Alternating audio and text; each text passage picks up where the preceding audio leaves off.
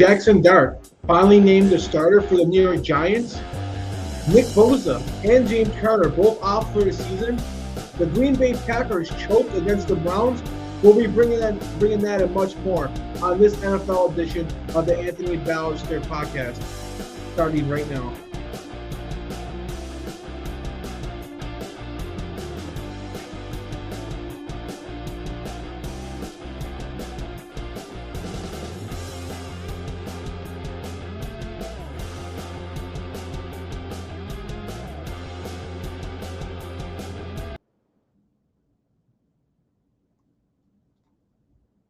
And we're back with the Anthony Balester YouTube channel. I'm your host, Anthony Balester.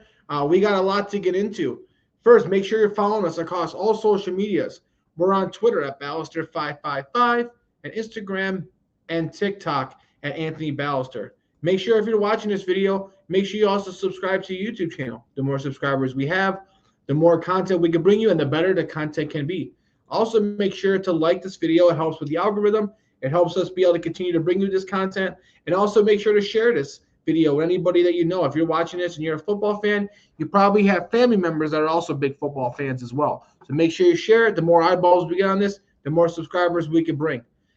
So let's get into it. The big news that we had was Jaxson Dart was finally named the starter for the New York Giants. Now, Russell Wilson has been the starter the first couple of weeks. He had a really good game against the Dallas Cowboys, kind of struggled in week one, and really struggled against the Kansas City Chiefs. Now, I know the Kansas City Chiefs had a great game plan. They completely took Malik Neighbors out the game. They really limited Wan'Dale Robinson. So Russell Wilson didn't have a lot to work with going up against Steve Spagnuolo's defense. But, you could see when they had that first, second, third, and goal, on all four of those plays, Russell Wilson was inept. They couldn't even give them a chance to get into the end zone. Russell Wilson is a guy who is going to be probably a future Hall of Fame quarterback. He's won a Super Bowl. He's played in two. He's had a successful career. He obviously had some success last year with the Pittsburgh Steelers, but ultimately it seems like his better days are behind him. This is an organization now with Brian Daboll and the GM who's on the hot seat. They've been on the hot seat for a long time. This is an organization that had one successful season, and that was it. Outside of that season where Brian Daboll first came in, they got to the playoffs. They got that win in the playoffs, I believe, against Kirk Cousins and the Minnesota Vikings. They really have been inept. They haven't really been able to get much done, and they've been one of the losingest franchises in the NFL during that period. There's not many teams in the NFL that have, more losses than what the New York Giants had. A lot of people are like, oh, well, Daniel Jones isn't very good. Brian Daboll doesn't have a lot to work with. But now Daniel Jones is now 3-0 and having success with Indianapolis Colts. Now we're seeing maybe it wasn't a Daniel Jones issue. Maybe it was a Brian Daboll issue. Well, they did go out and draft Jaxson Dart. Now, in my opinion, I believe if you draft a rookie quarterback, that coach and GM, if you're going to allow that coach and GM to come back another year and draft a rookie quarterback, particularly the head coach, you should give them 2 years. What I hate is when you draft a quarterback, you fire the coach after year one. Now you have a quarterback who has no confidence, is going into a second year in a new system, and we know how complicated and how complex NFL systems, NFL playbooks are. And now you're putting this quarterback behind the eight ball to force him to learn two systems and to have him have a coach that didn't even draft him, that you don't even know if he's going to be 100% sold. So I do believe with having Jaxson Dart, you should give Brian Daboll 2 years, even if he's not the man for the job. That's the position ownership has put themselves in when you let them draft a young quarterback. Jaxson Dart has all the talent in the world. We've seen the success he had at USC, and then the success and the progression he made with Lane Kiffin at Ole Miss. This is a guy who can do all the side-down throws, off-angle platforms that you'd like to see in today's NFL. The guy's got some mobility. He's got some athleticism. So he's perfect for today's NFL. Now, he did struggle with consistency with his accuracy and in certain clutch moments, but that's something that they're hoping the coaching staff can get out of him. He looked really, really well in the preseason, and in training camp, he was able to beat out Jameis Winston. Now, after sitting for a couple of weeks, maybe it's time for him to come in. Now, it won't be easy. He's going to have to start the season off against the Los Angeles Chargers, who look like an absolute juggernaut, particularly on defense. So he's going to be having to go up against Darwin James and others their defense is pretty stacked. So it's going to be a tough out for Jaxson Dart. Now, I think maybe they should have waited till midseason. I feel like that they're kind of being pushed into this by ownership and by the fans. But when you got a coach that hasn't really won much and a GM who's kind of like already halfway out the door, it just shows you what type of pressure this organization's under to succeed. And if Jaxson Dart doesn't work, then you may not see Brian Daboll coaching the NFL ever again. Not as a head coach. He'll be a coordinator somewhere, but as a head coach, those days are maybe over. So he's putting all his eggs in this basket with Jaxson Dart, and Jaxson Dart has to make it. I liked him in college. I liked him coming out of high school. He was one of the top quarterback recruits. So he's got all the makings of a future star. And we know the NFC lacks elite quarterbacks. Most of the top elite quarterbacks are in the AFC. Not saying the NFC doesn't have great quarterbacks. We know Baker Mayfield's an MVP candidate. We know Jalen Hurts has been one of the best quarterbacks in the league. We know Jared Goff and Jordan Love can get some things done. But we know the AFC with Josh Allen, Patrick Mahomes, Lamar Jackson, Joe Burrow. You got the big four. The four best quarterbacks are in the AFC with Josh Allen, Pat Mahomes, Lamar Jackson, Joe Burrow, and now Justin Herbert might be coming that fifth. So when you look at the NFC, yeah, they got good quarterbacks, but they're not nearly as stacked as the AFC. So Jaxson Dart may be going up against better defenses, but he can establish himself as one of the better quarterbacks in the NFC. But we shall see. All the pressure's on him, and we'll see if he can succeed. They still have a poor offensive line. I do like Cam Scatterboo. I do like Wando Robinson and Malik Neighbors and Theo Johnson. So this is a Giants team that's starting to get some pieces. We know their defense has been pretty good with all those great pass rushers and defensive tackles that they have. We shall see if they can finally get the quarterback position and the offense figured out. But if Brian Daboll can't get Jaxson Dart to work, then it's a Brian Daboll issue because now the more success that Daniel Jones has in Indianapolis, the worse it looks for Brian Daboll. Now let's move on to another sad story here. We have Nick Bosa and James Conner, who are both going to be out for the rest of the season. Nick Bosa, they originally thought he didn't tore the ACL, but it was a clean tear. He is going to be out for the season. A guy that's known as being injury prone, if you look at it, he hasn't been that injury prone. This will only be the second season where he's had a significant injury. All the other seasons he's played 14 to 16 games, so he's only missed a game here or there. But now this would be the second time. And I think he was drafted in 2019, so now this is his seventh season in the NFL, or I'm sorry, sixth season in the NFL. Yeah, 2019, 2020, 2021, 22, 23, 24, 25. So yes, actually I was correct the first time. This is his seventh season, and 5 of them he played most of the games and 2 of them not. But now him coming back next year as a 29-year-old with 2 catastrophic injuries, I think he'll come back and make a full recovery. But now next year will be kind of a recovery year for him. So now you're looking at a 30-year-old Nick Bosa in 2027 who will finally be fully healthy. I still think he's got some great years ahead of him.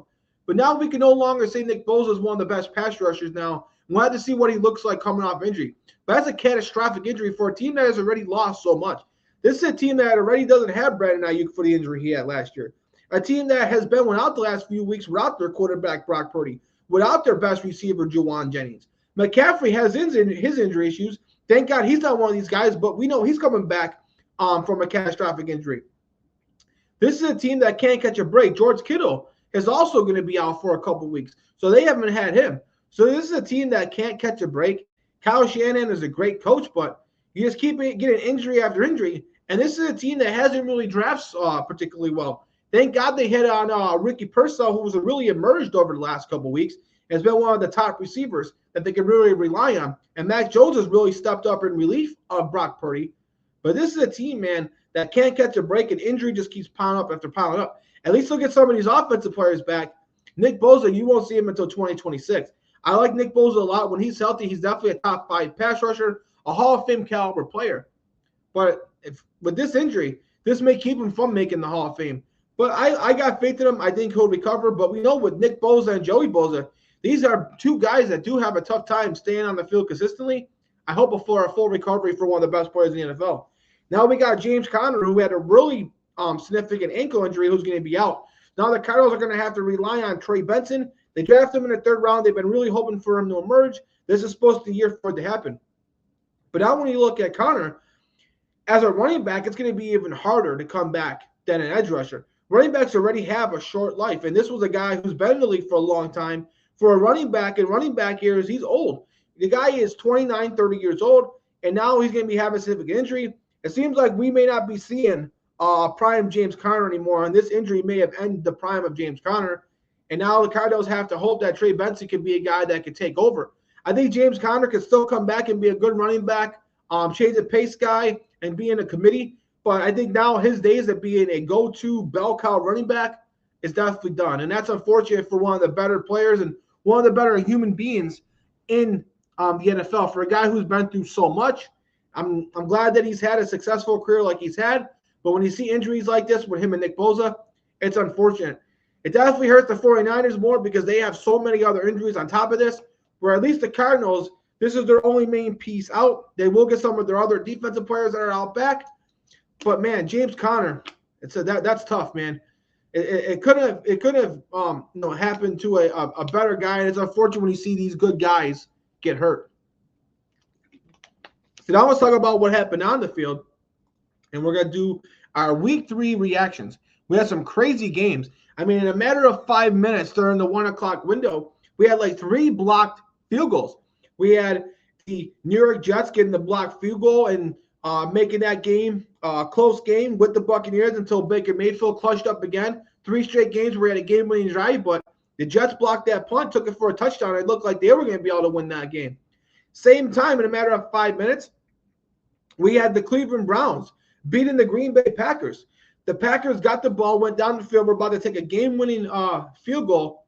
The Cleveland Browns block it and then go and kick their own field goal to win. It was absolutely insane upset. And then also you had the Los Angeles Rams, who had a huge lead on Philly, and it looked like the Rams were going to establish themselves as the best team in the NFC, if not the whole NFL, with how great they were playing on both sides of the ball, with Puka Nacua and Devontae Adams and Williams making plays on the offense, with their corners and Jared Verse making plays on the defense. It looked like the Rams were about to be the best team in the NFL. And with the Philadelphia Eagles, who love to run the ball and haven't really been able to get the passing game going, they were down multiple possessions and forced into a situation they were going to have to rely on Jalen Hurts' arm in the passing game, something that a lot of people questioned on how that was working this year. Well, they proved all those doubters wrong. They were able to get passes to Devontae Smith and A.J. Brown.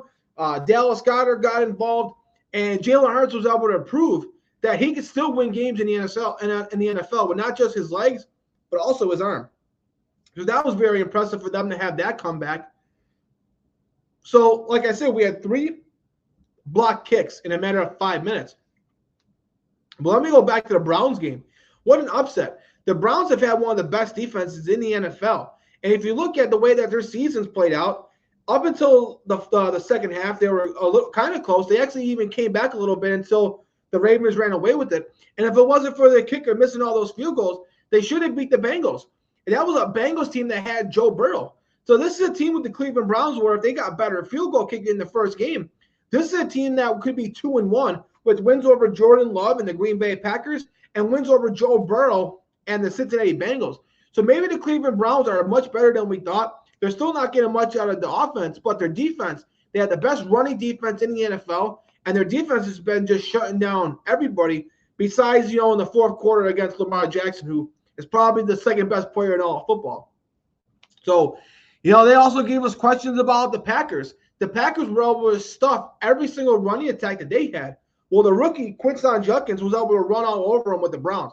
So now the Browns finally got a spark on offense with that running attack, and hopefully that goes a long way to open up the passing game for guys like David Njoku and guys like Jerry Jeudy and Joe Flacco. Also, I want to talk about the Detroit Lions getting that crazy win against the Baltimore Ravens. Lamar Jackson, again, has a great game, and then one of his teammates lets him down. Derrick Henry, in 3 straight games, has had a fumble, and in 2 out of the 3, it was a pretty costly fumble. If he doesn't fumble against the Buffalo Bills, they probably win that game. That was a huge turning point in that game and allowed the Buffalo Bills to have that comeback. And in this game, they looked like they were about to go down the field, maybe potentially take the lead, and then or tie it. And then the Lions get that fumble. They capitalize on it. I think they got a field goal out of that, and then stopped the Ravens. And David Montgomery, I believe, ran it for a touchdown. So the Lions have really rebounded from that Packers game. Their offensive coordinator, I know they lost Ben Johnson, but their new offensive coordinator seems to be doing just fine. Everybody's starting to get on the same page. They're starting to get the chemistry built. St. Brown is having back-to-back great games. The running game's getting going. I know that they had some questions because they had one of their guards. One of them left. One of them retired. Now they got two young guys who have really, really played well now. They're starting to be able to protect and open up the run game for Gibbs and for Montgomery. And we know the Detroit Lions predicate everything off the run. Having those running plays open up the play action and are allowing Jared Goff to make plays. This team looks like the same old Lions teams that did with Ben Johnson, having these crazy plays with pitches, throws to other positions, the trickery where you hand it off to St. Brown, he pitches it out to the running back. That was a master play call by the offensive coordinator. And then, it's just some of the things that they've been doing. They're still going for it on fourth down like they normally do. That play where you thought they were going to run it or go short, Jared Goff makes a perfect play on fourth down to St. Brown that pretty much sealed the deal. So this Lions team looks like the old Lions team. And now we got a situation where now Baltimore is 1-2 and the Chiefs are 1-2. So after week 4, we're going to have a situation where either Patrick Mahomes and the Chiefs or Lamar Jackson and the Ravens are going to be 1-3. That is something that nobody would have saw coming.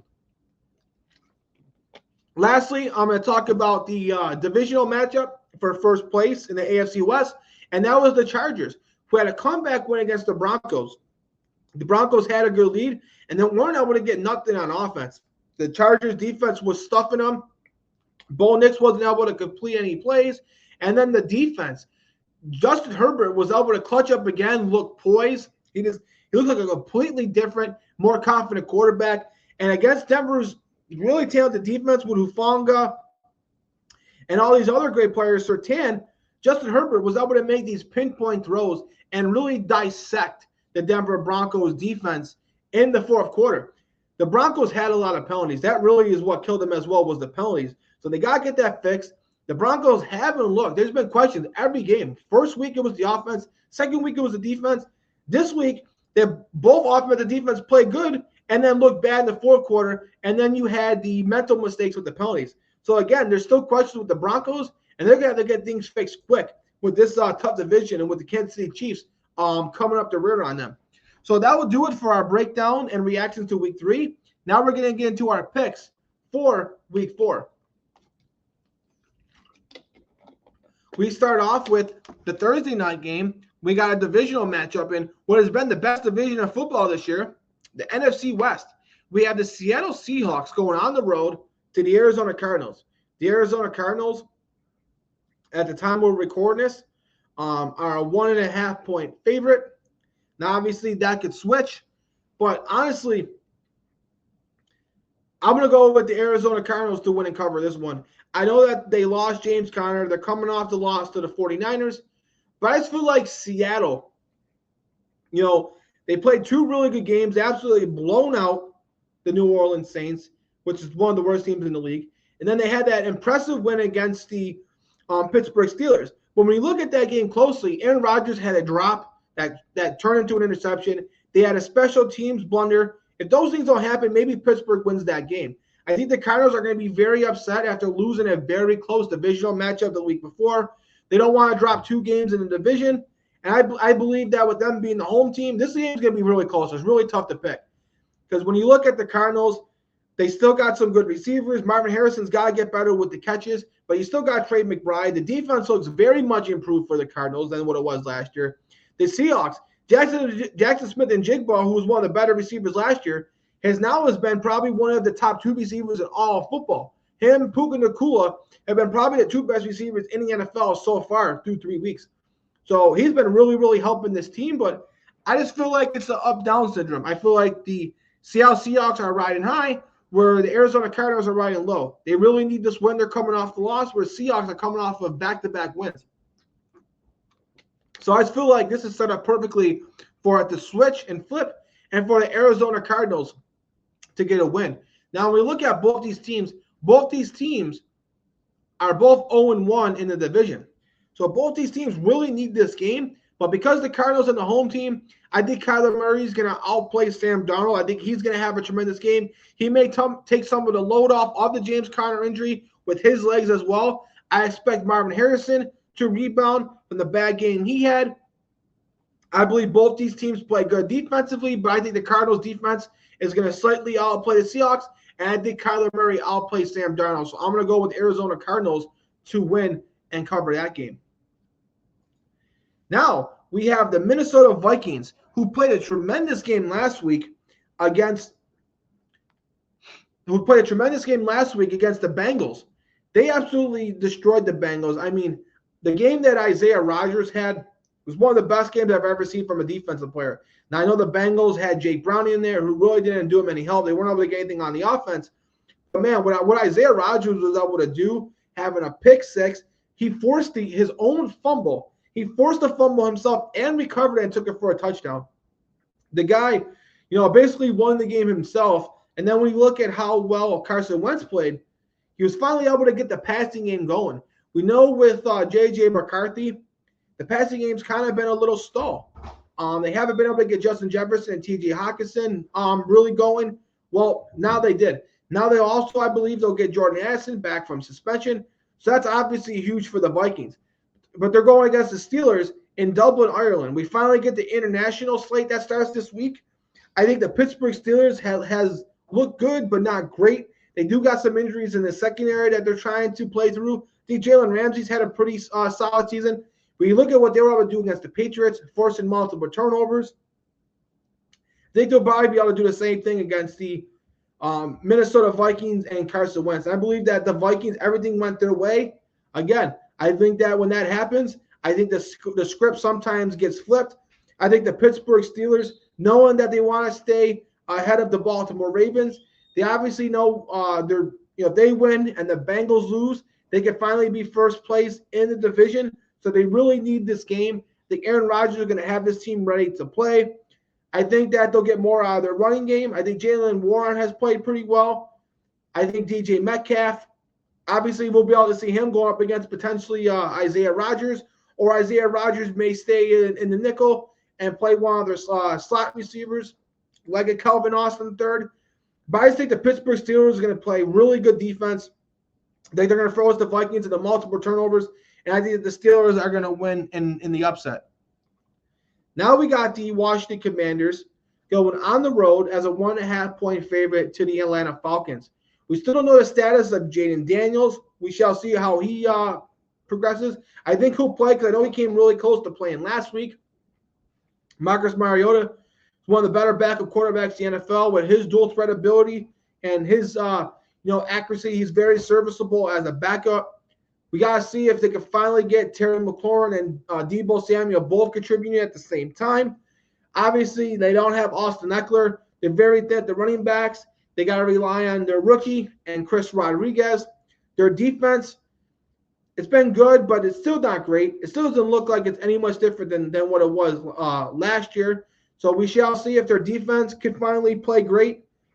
And then we look at the Falcons. They got absolutely torched by the Carolina Panthers in one of the most embarrassing games of last week. I think they lost 30-0. Now, I believe when that happens, when a team gets blown out like that, they come back the next week ready to go, and they got something to prove. And I think with the Falcons, they have had a much improved pass rush. They got some rookies. They got some veterans who have been contributing. They do got a very young defense. They're relying on a lot of rookies, not only at the edge rusher position, but also in the secondary as well. But I believe that Drake London, Michael Penix Jr., Bijan Robinson is due for a bounce-back game. This team is not going to want to start 1-3, and they're the home team. So I think that they're going to have a chip on their shoulder from what happened to the Panthers. They're going to prove that that's not the real Atlanta Falcons. And I'm going to pick the Atlanta Falcons to win in an upset. I may look stupid next week, but I just got a gut feeling about the Atlanta Falcons and Michael Penix and those boys on offense rebounding, and Raheem Morris getting the best out of those guys. Now in a game against that features my Buffalo Bills, the biggest point spread of the year so far. We got the New Orleans Saints, who have looked, along with the Titans, the worst team in the NFL, going on the road to the Buffalo Bills. The Buffalo Bills are a 16.5-point favorite. You don't see that. That's a college point spread. You don't see that too much in the National Football League. And I always said on every single week, I don't ever pick double-digit point spreads. They're just too hard to predict. Yeah, of course, I think the Buffalo Bills are going to win this game. Yeah, they should win this game by a touchdown or more. But 16.5 points, that's 2 touchdowns and a field goal for them to cover. I know the Buffalo Bills are awesome at home. They play a lot better at home than they do on the road. We know Josh Allen is the best player on the planet. We know James Cook has been cooking the last few weeks. He's been one of the best running backs. He seems to has even elevated his game more so than what he's done last 2 years. Last 2 years, he's been a Pro Bowl level player. He's going to take the next step above that and has maybe become kind of underrated and maybe a top 3, top 5 back in the NFL. The Buffalo Bills still have injuries on defense. I don't expect Ed Oliver or Matt Milano to play. We know some of their corners are playing through injuries. And the Saints, who, besides last week against the Seahawks, have played competitive football. You know, they played competitive with the Cardinals. I think they lost that game by less than 10 points. Then they played pretty competitive the week after that. So the Saints have played pretty close in a lot of their games up until they absolutely got wiped off the football field by the Seattle Seahawks. So I expect, again, that they're going to have a chip on their shoulder. Spencer Rattler kind of had a subpar game, but he's been playing pretty clean football where he may not win you the game, but he hasn't been able to lose the game either. He doesn't really put this team at a deficit. He may not throw for 3 touchdowns, but he really is not going to throw for 3 interceptions as well. You still got players that you got to respect. Jawan Johnson has been one of the top 5 tight ends in football. We know the Bills can struggle against tight ends. Alvin Kamara, even though he's older and has some injuries that has been built up over his career, he's still one of the best running backs that can catch the ball at the backfield, run in between the lines. You got to respect him, and you got to respect Chris Olave, who's been getting a lot of passes and a lot of targets, and we know he's a true number 1 receiver who just doesn't have the team around him. So this team does have players that you got to respect on offense, and we know the Bills, we've seen it against Miami, we've seen it against the Ravens, they can struggle on defense, particularly on third down. So I believe when you factor all it in, Josh Allen is still going to make the plays to win this game. Their defense will still probably force a turnover here and there. James Cook will still cook, but I don't think the Bills cover. That point spread is way too high. I don't care if it's the worst team in the league against the best team in the league. I can't pick a team with a 16.5 point spread. So I'm going to go with the Buffalo Bills to win, but the Buffalo Bills no cover. Now we got the Cleveland Browns riding high, coming off that crazy win against the Green Bay Packers, against a Lions team who's flying high, coming off of a really impactful win against the Baltimore Ravens. This is, again, another high point spread. The Detroit Lions are an 8.5 point favorite. I don't like that point spread with how great the Browns play, particularly against the run. I was just stating earlier that the Cleveland Browns have been the best team in the NFL this year at stopping the run. Well, what did the Lions like to do? The Lions love to run the ball with their 2 great running backs and then predicate their offense off that with play action. Well, we know also Jared Goff plays much better at home. So the fact that the Lions are home is probably why that point spread is so high. But 8.5 is too many points to give up on a Browns team who just beat the Packers, played really competitive football against a healthy Joe Burrow Bengals team. I think the Lions defense will make some plays against the Browns offense, who's still been lackluster. We know Aiden Hutchinson finally emerged. They got their pass rush really going. I think they had 7 sacks against Lamar Jackson. Muhammad's been really able to play great alongside with Hutchinson, taking some of the pressure off of him. We know this team has really good safeties. They still got to fix their cornerback position. But I expect the Lions to win this game, but I'm going to go with the Lions no cover. The Browns played too good of defense to give up 8.5 points. And if they're able to stop the run, that could really, make this game much closer, because now you got to rely on Jared Goff to throw the ball when you know he's got to throw the ball. And we know that could turn into turnovers and bad plays by Jared Goff. So I go with the Detroit Lions to win, but no cover. Now we got the Carolina Panthers, who's coming off of a really impressive win. They're going on the road to the New England Patriots. New England Patriots are a 5.5 point favorite. I'm going to go with the Patriots to win this game and cover. They're the home team. I thought their defense made a lot of plays. Milton Williams has been one of the top pass rushing defensive tackles. Their corners haven't been playing all that bad. And if it wasn't for the turnovers last week, maybe they do beat the Pittsburgh Steelers. Now, the Carolina Panthers, I think Bryce Young, I think they found something in that second half in that blowout loss to the Arizona Cardinals. The Arizona Cardinals were up 3 to 4 possessions, and Bryce Young really put that team on his back, and the offense started to really get going and had that game really close until the end. I believe they ended up making that a one-possession game, and then they followed that up by absolutely blowing out the Atlanta Falcons. So maybe the Panthers are a lot better than what we thought. Tector McMillan as a rookie is probably the favorite for Offensive Rookie of the Year. The guy's already a top 10 receiver. He looks like the second coming of Mike Evans, which is exactly who I predicted and who I compared him to coming out of college. He absolutely dominated the college game, and he's transitioned to the NFL as well. The Panthers still don't have a solid defense. I know they did play good last week, but I still, at one game, I got to see it more than one game. So I still don't trust their defense. J.C. Horn, he's unbelievable. We know he's been one of the best shutdown corners in the NFL. You know, quarterbacks really don't complete much against him. So I love him. But we know, I think the Patriots, I think that their defense is going to make enough plays. I think Drake May and the offense, I think they're going to rely more on the young running back, Travion Henderson, because of the other two running backs in Gibson and Stevenson, who are going to have fumbling issues. We'll finally be able to see that explosiveness out of the run game. I expect a better, cleaner game out of Drake May with his dual threat ability. I don't think the Panthers defense is going to have an answer for that. So I'm going to go with the New England Patriots to rebound and win and cover that game. Now, we have the Los Angeles Chargers, who are a 6.5-point favorite, going on the road to the New York Giants. The New York Giants, as I said before, we got Jaxson Dart playing in his first game. Now, we know there can be some surprises. We saw this with Jalen Hurts when he made his debut, and others. A lot of times when quarterbacks make their debut, there's not any NFL game tape on them. So you don't know how the team is going to come out. You don't know how Brian Daboll and his offense is going to look with Jaxson Dart. So you can't really plan a game for it. You don't know what they're going to throw at you. So maybe there is a surprise here, but I can't trust the Giants. We've seen how great the Chargers have looked. Their defense has been unbelievable. Justin Herbert has been really clutch. He's got multiple receivers now he can get the ball to. He doesn't have to rely solely on Ladd McConkey. Keenan Allen looks like the old Keenan Allen. Quentin Johnson has emerged as a touchdown machine. They got Omari Hampton, the rookie running back, who I believe is due for a breakout game. They do have to rely on the rookie a lot more now because Najee Harris is going to be out for the year. But I expect the Chargers to continue their dominance. And I can't trust the Giants team who, struggled on defense against the Cowboys, and their offense outside of that Cowboys game hasn't been great. So 2 out of 3 games, their offense hasn't been great.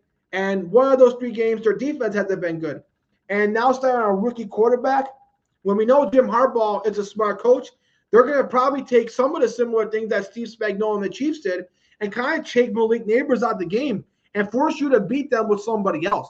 And we know right now the Giants haven't been able to beat teams without Malik Neighbors being their go-to guy. I believe that Malik Neighbors will still have better stats and better numbers than the Chiefs, but it won't be enough against this Chargers team that looks like maybe they're the team to beat with how well they've looked on both sides of the ball. And Justin Herbert has just been way too clutch and way too poised. So I'm going to go with the Chargers to win and cover. We have another great NFC game right here. We got the Philadelphia Eagles, who are a 3.5-point favorite going up against the Buccaneers. You can make an argument in all 3 games. The Buccaneers, as we stand here, are 3-0. They could easily be 0-3. In all of their matchups, it took a late game clutch drive by one of the best quarterbacks, MVP candidate Baker Mayfield. Now, that's a positive sign because you can rely on the offense, but it also could be a negative side because why are all these games so close? Now, they have played against some good teams. The Falcons wasn't the divisional matchup. And obviously the Houston Texans, we know how well they can play on defense. The Buccaneers, they are a really good team. But the reason why these games have been close is because of the injuries that this team has. Right now, I believe they don't have their left tackle, and they also, I believe, have 2 other offensive linemen that are out. Chris Godwin is still not ready to play, and now Mike Evans is going to be out multiple weeks because of his hamstring injury. So now you don't have your best receiver. You don't got your second best receiver. You don't probably got 2 or 3 of your offensive linemen, including probably your top 2 offensive linemen. That's tough. And when you go up against a Philadelphia Eagles team who looked like they were going to lose that game, so they're going to have a chip on their shoulder because the fact that they looked so bad those first 2 quarters against the Rams, their defense is going to be ready to play. And I know Baker Mayfield's the MVP candidate. He's been, one of the 5 best players in all football this year.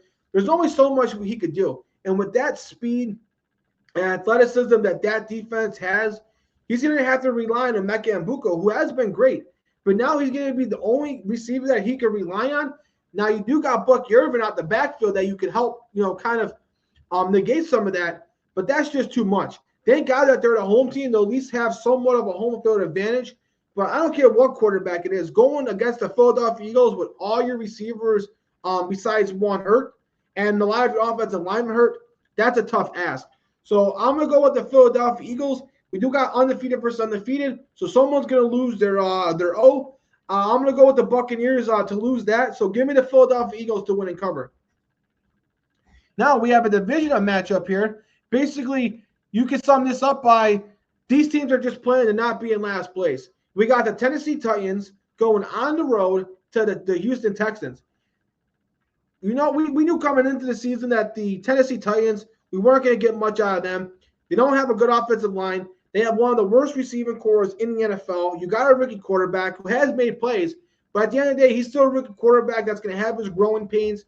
This is a wide receiver corps that needs a lot of help. They don't have their number 2 running back, so they have to rely a lot on Tony Pollard. Their defense has been a huge surprise. Now, I know their defense didn't look good last week, but the Indianapolis Colts has made all defenses look bad this year.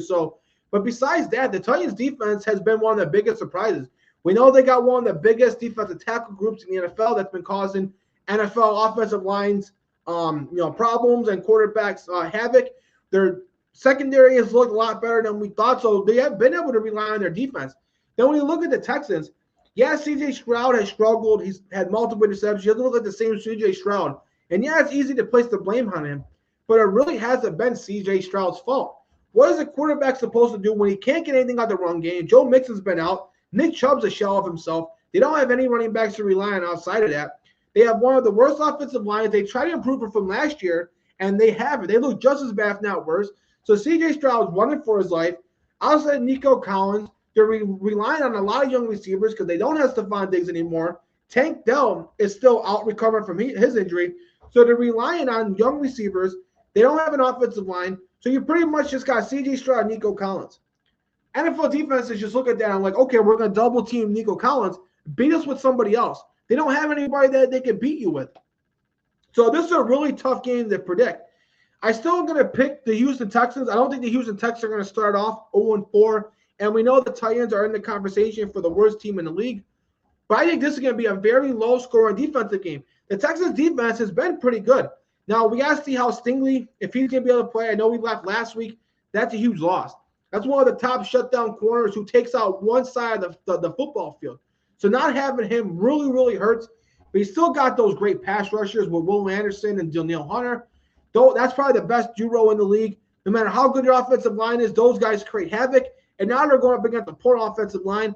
The Houston Texans also have one of the better linebacking corps in the NFL. They got 2 or 3 guys that they can rely on at that position. But like I just said, we know the Titans got a good defense, and you're going up against a really poor Texans offense. So in a divisional matchup, 7.5 points is way too much, and there's no way that the way the Texans have looked on offense that can give them 7.5 points. So I'm going to go with the Houston Texans to win, but I'm going to go with a Houston Texans no cover. Now we got a matchup against 2 teams who look really, really well, one by surprise and one not. We got the Indianapolis Colts, the surprise and talk of the National Football League, going on the road to the Los Angeles Rams. The Los Angeles Rams are a 3.5-point favorite. We know that the Rams, in the first couple quarters of that Eagles game, look like the best team in football. They have a really young defense. They go 3 or 4 deep at safety. They got a couple good corners. We know they got Nate Ladman, who's really helped this team at linebacker, position they struggled at last year. They got one of the best defensive lines with Brian Young and Verse as the edge rushers. Their defensive tackle position with Brandon Fisk and Kobe Turner. This is a team that doesn't have a hole really on defense. And then when you look at offense, they got a good offensive line. You got Puka Nacua, who's probably the best receiver in football this year. You got Devontae Adams. Nobody probably has a better number 2 receiver than Devontae Adams. He could be a number 1 on most teams in the NFL, even with his age. Kyron Williams is a touchdown machine. Every time they get close to the goal line, you can hand off to him. Now they're getting contributions out of their other running back, Blake Corum. This offensive line is pretty good. We know Matthew Stafford is one of the smartest, most experienced quarterbacks who can read defenses, change the play at the line of scrimmage, and get the team in a position to make a good play. Now, I know that they let that game go and the Eagles were able to come back. I think that will give them a chip on the shoulder. The Colts, man, offensively, they look great. And defensively, they look great as well. With Byram and others, the defense forces turnovers. Daniel Jones has been an MVP candidate. Jonathan Taylor has been probably the best running back in football. Back-to-back weeks, he's been the AFC Player of the Week, getting over 200 yards from scrimmage 2 weeks ago, 3 touchdowns last week. We know the Colts have the talent. They just hadn't had the quarterback to really get them over the hump. They have a good offensive line led by Quentin Nelson, one of the best pass blockers in the NFL. They have Jonathan Taylor, one of the best running backs. They got a lot of good receivers they can rely on, like Pittman, Downs, and Pierce. They got Tyler Warren, who as a rookie has been one of the best tight ends. He looks like this year's version of Brock Bowers. And now you got Daniel Jones, who's 6'4", 6'5", 230-something pounds. You know, obviously Josh Allen is Josh Allen. He's one of one. But when you look at the size and speed of Daniel Jones, there's a lot of similarities there. He's almost a similar height to Josh Allen. He's almost a similar weight, and he's a similar speed. He doesn't have the arm strength and the arm power that Josh Allen has. That's kind of what separates him. But Daniel Jones has always had the talent. Now he's finally got a system that is built on what he does and built on his strengths. Even with that, saying that, though, I'm still going to go with the Los Angeles Rams. There's no way they're going to drop 2 games in a row. And even if they ended up pulling out that game last week, I think that the Rams are just too good. I believe that they're on their way to being a Super Bowl contender. When you have all that talent on offense with that young, explosive defense, this team doesn't really have many holes on it. So I think that the Colts, who've been a great story, I still think that they have, the lead. And I still think right now, if I had to predict, I still think they win their division and go to the playoffs. But the Los Angeles Rams are just too great. So give me the Los Angeles Rams to win and cover. If Daniel Jones has another great game and wins this game, we could be talking about Daniel Jones, maybe, who was already an MVP candidate. Maybe now he puts himself in the leaderboard. Now we look at the Jacksonville Jaguars going on the road to the 49ers. The 49ers are a 2.5-point favorite. Maybe they get Brock Purdy back. Maybe they don't. This is a team that you really don't know what you're going to get out of with the 49ers. With all the injuries they have, now with Nick Bosa being out, they're already so young on defense with all the players they lost in free agency. But I can't trust the Jacksonville Jaguars. Trevor Lawrence, I know this team is 2-1, but he's been inconsistent. They haven't been able to get the passing game going. They haven't been able to get the ball to their playmakers like Brian Thomas Jr. and Travis Hunter. This is a team that's relying more on the running attack with Travis Etienne and the rookie. The Jaguars have played really good defensively with Tyson Campbell, who's been one of the best shutdown corners, Devin Lloyd at linebacker, with Travion Walker and Josh Allen Hines at the edge rusher. This defense has been carrying this team for the most part. But I think that the 49ers being the home team, I think the 49ers figure out a way to win this game because I just can't trust the Jacksonville Jaguars and Trevor Lawrence. Whether it's Mac Jones or Brock Purdy in there, I think it's going to be a low-scoring game, but I'm going to go with the 49ers slightly. If the Jaguars were the home team, I may slight with the Jaguars, but going on the road, I can't trust Trevor Lawrence at this time, so I'm going to go with the Jacksonville Jaguars to cover slightly in that game. And what's going to be a very pivotal game for both franchises, we got the Baltimore Ravens going on the road to the Kansas City Chiefs. The Baltimore Ravens are a 2.5-point favorite. And when I said when we first started, what's crazy to think about it is after this week, either Lamar Jackson and the Baltimore Ravens or Pat Mahomes and the Kansas City Chiefs, one of those teams is going to be leaving this week 1-3.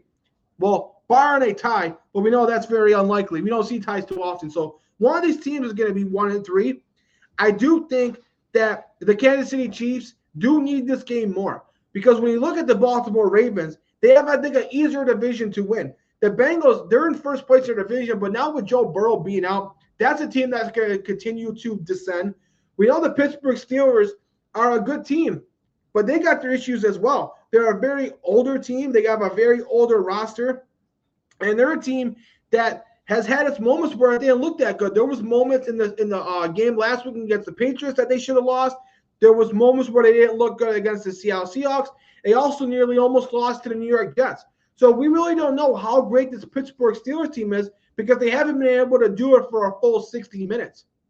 So with the Baltimore Ravens, even if they lose this game and go 1-3, they still have an easier division. Where when you look at the Chiefs, if they lose this game and they're 1-3 with already a loss to the Chargers, and the Chargers beat the Giants, now the Chargers are 4-0, and the Chiefs, who already lost to them, who don't have the head-to-head tiebreaker, are 1-3.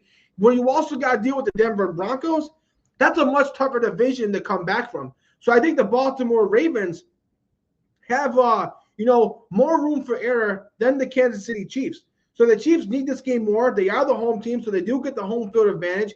We know in the second half against the Giants, their offense finally started to get going. They should get Xavier Worthy back. They finally got a guy in Thornton who's starting to emerge. We still need to see more out of Travis Kelce. We still need to see more out of their running game. The Kansas City Chiefs haven't been able to get nothing out of Pacheco and the running game, and that has really put this team at a disservice. This defense has really had to carry the load, and Mahomes has had to kind of run for his life and make plays out of nothing. But with the Baltimore Ravens, I'm going to pick the Baltimore Ravens to win this game and cover. This team just has way too much talent. I think Derrick Henry is going to have something to prove. We know the Baltimore Ravens and Lamar Jackson very rarely lose back-to-back games, and this team just has way too many great players for them to start off 1-3. If we're talking about just talent, it makes more sense for the Kansas City Chiefs to be 1-3 than it does for the Baltimore Ravens, because there are some holes on the Kansas City Chiefs where there's not a lot of holes on the Baltimore Ravens. The Baltimore Ravens, the reason why they're losing these games are just by mental mistakes that could be avoided. Derrick Henry, his fumbles should be avoidable. This team where they have these defensive collapses should be avoidable. And I believe that this team is going to be very, very pissed off. They're coming off of a loss where the Kansas City Chiefs are coming off of a win. We know the Baltimore Ravens nearly beat the Chiefs last year if it wasn't for Isaiah Likely's foot being out of bounds. Their receivers, Bateman played pretty well last game. Flowers has played pretty well throughout the season. So I just think the Ravens just have way too good of a roster. Lamar Jackson's the second best player in football. He's been better than Patrick Mahomes this year. He's been better than Patrick Mahomes last year. I expect a great game out of him. I expect John Harbaugh to develop a good game plan. And it's going to be a great game. It's going to be a very good coaching matchup between Spagnuolo and Reed and John Harbaugh. But I just can't see the Ravens with that much talent go 1-3. So give me the Baltimore Ravens to win and cover. Then we got the last game in the 4 o'clock window. We got the Chicago Bears going on the road to the Las Vegas Raiders. I'm going to go with the Chicago Bears to win and cover in that one. It seems like Ben Johnson was finally able to start clicking last week at Caleb Williams. He threw for multiple touchdowns. You see Roman Dunze finally emerging, and Caleb Williams finally looks confident. He's finally making throws. He's running the plays the way they should be. He's not holding the ball on for too long. The defense is starting to get a little healthier in the back end. We know that they had a lot of injuries. So this defense and Ben Johnson, we know running offensive systems can be tough. And Ben Johnson does have a really complex system. So maybe that's why we've seen Caleb Williams struggle a little bit. And I think Caleb Williams continues that. DeAndre Swift, they're finally able to get the running game going. We know Ben Johnson loves to use the running backs. And against the Las Vegas Raiders, I know that they beat the New England Patriots, but this is a team that I can't trust at all. They don't have great corners. They need help at that position desperately. So most teams are going to be able to throw on them. You got Max Crosby, but they don't really have much help around Max Crosby. They don't have a great defensive tackles position. They're not really good outside of Max Crosby on the other side. They're relying on rotational guys that can kind of rotate like Tyree Wilson and Malcolm Kuntz. But none of those guys are really established to go alongside Max Crosby. So he's getting double and triple teamed by the offensive line, and they're expecting other guys in the defense to make plays. And when your quarterbacks can't cover, it doesn't even matter if Max Crosby gets to your quarterback. The quarterback on the opposing side is just going to get the ball off in 2-3 seconds because their quarterbacks can't cover for him. So, and you can't trust the Raiders' offense. Ashton Genty hasn't really been able to emerge like we thought. Their offensive line has really struggled. And I've been saying all year that the Raiders have the worst receiving core in the NFL. We know you have Brock Bowers at tight end, but that can only take you so far. This is an offense that has a bunch of number 2, number 3 receivers and doesn't have a true number 1 receiver. So because of that, Geno Smith has really struggled. He's got, I think, 3 or 4 interceptions, which is one of the most in the NFL. So he doesn't look like the Geno Smith that we've seen in Seattle. So this is a Raiders team that looks like it's going to be in for a long season. And with the Bears and the way that their trajectory is looking, I'm going to go with the Chicago Bears to win and cover. Now, in our Sunday night football matchup, we got the Green Bay Packers going on the road as a 6.5-point favorite against the Dallas Cowboys. Micah Parsons finally gets to get paid back against his former team. I'm going to go with the Packers to win and cover this one. This is a really easy matchup. This is going to be my lock of the week easily because I just don't see how the Dallas Cowboys are going to be able to win this game. They got a lot of injuries in the back end. They're relying on guys like Kamar Elam to be at the quarterback position, and those guys have been just getting gashed. As we just said with the Chicago Bears and how good that Caleb Williams looked when we were speaking about the last game, it was against the Cowboys. They were gashing them. And then when you look at the game before that, Russell Wilson gashed them as well. So when you look at the Cowboys defense, yeah, they looked okay against the Philadelphia Eagles. But now in back-to-back games, they got gashed and destroyed on defense by 2 teams and 2 offenses that didn't look good the previous weeks. The Giants offense only looked good against the Cowboys, and the Chicago Bears offense only looked good against the Cowboys. So are those teams good, or is the Cowboys defense just that bad? I believe it's just the Cowboys defense is just that bad. At least Dak Prescott has been able to keep this team afloat, but now CeeDee Lamb, who has an ankle injury, he's going to be out multiple weeks. So now their offense is not even going to be that great. So you really can't trust this team on both sides of the ball. And you know, with the Micah Parsons trade, you know that the Green Bay Packers defense, who has looked like one of the best defense in the NFL, is going to want to win this game for Micah. They're going to want to stick it to the Dallas Cowboys for giving up on him. And you know Micah Parsons is going to want to stick it to them too because he really wanted to stay with Dallas, but they played hardball with the contract. So he's going to want to have something to prove. I believe he has multiple sacks in this matchup. So I think this is an easy pick. It's kind of unfortunate that this is going to be a primetime game and it might be a blowout, but give me the Green Bay Packers to win and cover as my lock of the week against the Cowboys. Now we have a doubleheader in our final 2 games that we're going to break down. We have our Monday Night Football matchup. We got a divisional game. Again, in a situation where these teams are playing to not be last place, we got the New York Jets going on the road to the Miami Dolphins. Justin Fields should be back. If not, Tyrod Taylor is definitely serviceable. But they're going on the road against the Miami Dolphins. Now, this is a game where you're going to have probably a good defense in the New York Jets going up against the Miami's offense. Miami's defense hasn't been that great, and the Jets' offenses haven't been that great. So the game's going to come down to the Jets' defense against the Miami Dolphins' offense. I'm going to trust the Miami Dolphins' offense in this one. I believe that if you look at the way Miami's played the last 2 weeks, they almost won that game against the Patriots. They played really, really competitive against the Bills. It seems like their offense is starting to click. I know Tua still got to fix his turnover issues that he's had this year. He normally doesn't have those issues, but for some reason this year he has. Mike McDaniels obviously got more pressure. Aaron Glenn's a first-year head coach. So even if he loses this game and has a disastrous season, his job's secure. It's his first year there where Mike McDaniel's coaching for his job. And Tua Tagovailoa is playing for his job as well. Now, you could probably say the same thing for Justin Fields, but I just believe that there's more pressure on this Miami Dolphins organization. And I believe if you look at the way that this team has looked over the last 2 weeks, they've looked better than what the New York Jets has. They almost won both those games.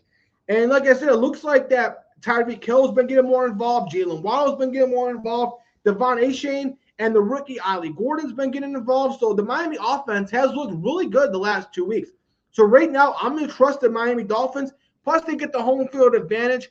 So I'm going to trust Tua Tagovailoa and Tyreek Hill and that offense more so than I'm going to trust the New York Jets defense, who, you know, when you look at their corners, yeah, they got Sauce Gardner, but their opposite corner, Brandon Stevens, has been giving up a lot of plays. And I believe that that's where they're going to target them on offense. So I'm going to go with the Miami Dolphins to win that game. Hopefully, I'll buy Mike McDaniel a couple weeks before he ultimately probably gets fired. So I'm going to go with the Miami Dolphins to win and cover. And in our last matchup, we got the Cincinnati Bengals going on the road to the Denver Broncos. Now, the Denver Broncos has played competitive football, but again, there's been always an issue with the Denver Broncos each and every week. As I said before, in week 1 against the Titans, Bo Nix in the offense didn't look good. In week 2 against Indianapolis Colts, their defense didn't look good. In that third game, everything looked like it was finally getting put together. Everything was clicking, and then they choked in the fourth quarter. Their offense didn't look good. Their defense didn't look good. And then the penalties with the mental mistakes. So first it's the offense, then it's the defense, now it's the mental mistakes. When is the Broncos going to be able to put everything together? We know they got a very talented team. They improved on every single weakness they had last year, and they were a playoff team. So how does the team who was a playoff team last year improve at all their weak positions? Don't look that good this year. I mean, we got to see what they could do, and we know Sean Payton's a good coach. He should be able to get things fixed, but they got to get things fixed sooner rather than later in that tough AFC West where you got to compete with Pat Mahomes and the Chiefs, and you got to compete with the ascending Chargers and Justin Herbert. Now, we know with the Bengals, Jake Browning, who played good 2 years ago when Burrow was out, didn't look anything like that last week. The Minnesota Vikings got multiple turnovers, and there's no way, no matter how good the Bengals defense has looked this season, there's no way your defense can make any plays when you're constantly being on the football field the entire game because your offense is doing turnover after turnover. And even if you make a stop, you're running right back on the football field and having to make another play. Now, I say this all the time, when teams get absolutely blown out and embarrassed, these are still NFL players that are the best players in the world. So we know that they're going to have a chip on their shoulder. And because we said that the Broncos have had their issues each and every week, it's been something different. I can't trust the Broncos to cover a 7.5-point favorite. And I think that the Cincinnati Bengals, with Zach Taylor, who really is a smart offensive coach, I think that they're going to develop a good game plan to at least keep this game close. So I got the Denver Broncos to win, but until I can trust the Denver Broncos more, and because the Bengals are going to have a chip on their shoulder after being embarrassed by the Vikings, I'm going to go with the Denver Broncos no cover. So that does it for this episode. Make sure that if you're watching this, make sure you subscribe to the YouTube channel. The more subscribers we have, the more content we can bring you and the better the content can be. Also, make sure to like this video. It helps with the algorithm. It also helps to get more eyeballs on this. And make sure to share it because the more people share it with, the more subscribers we have. Also, make sure to follow us across all social medias at Twitter at Balester555 and Instagram and TikTok at Anthony Balester. We'll be back next week. Like I said, we do a college football show and an NFL show each and every week. College football on Tuesdays, NFL on Wednesdays. We'll be back next week to break down everything that happens in week 4 while also previewing the week 5. We're going to be breaking down every single game each and every week, so you're not going to want to miss it. Make sure you guys enjoy the NFL football this weekend. We'll catch you guys next week.